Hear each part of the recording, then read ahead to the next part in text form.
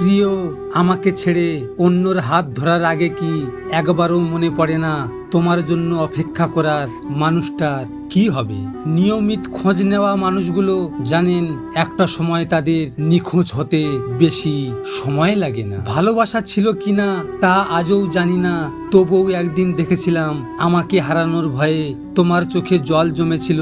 সেই মুহূর্ততে মনে হয়েছিল সত্যি তুমি আমায় ভালোবাসো। তখন ভেবেছিলাম আমাদের গল্প কখনো শেষ হবে না এত সহজে, কিন্তু দেখো শেষ পর্যন্ত তুমি তো চলে গেলে। যে চোখে ভালোবাসা দেখেছিলাম আজ সেই চোখেই শুধু দূরত্ব দেখি। তুমি হয়তো ভালোই আছো আর আমি শুধু শিখলাম ভালোবাসা মানে সব সময় প্রিয় মানুষের পাশে থাকা নয়, কখনো কখনো দূরে সরে যাওয়াটাই ভালোবাসার শেষ ভাষা। তুমি ছিলে আশা আর তুমি ওই হতাশার শেষ কারণ। তোমাকে প্রথম দেখেই আমার মনে হয়েছিল যে এবার বুঝি জীবনটা সত্যি শান্তিতে কাটবে।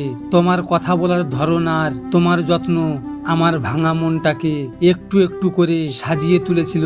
কিন্তু সত্যি হলো মানুষ সব সময় একরকম থাকে না।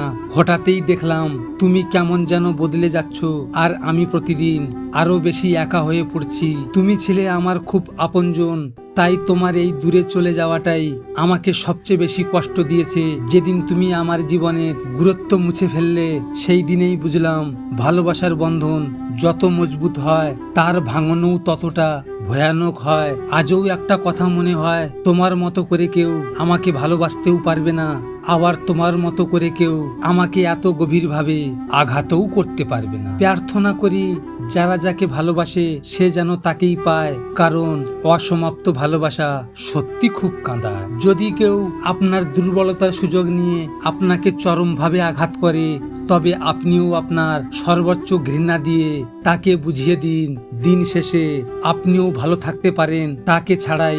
মনে রাখবেন এক নিমিষেই হেরে যাবেন না। আপনি সস্তা নন, তার মতো সস্তার কাছে আপনার কদর না থাকলেও কোথাও না কোথাও আপনি আপনার প্রাপ্য সম্মান, মূল্য, ভালোবাসা ঠিকই একদিন পেয়ে যাবেন। ভিডিওটি ভালো লাগলে পাশে থাকবেন, আর হ্যাঁ, নিজের খেয়াল অবশ্যই রাখবেন, কারণ এটা স্বার্থের দুনিয়া।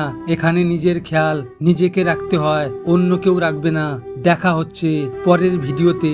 ভালো থাকবেন, সুস্থ থাকবেন।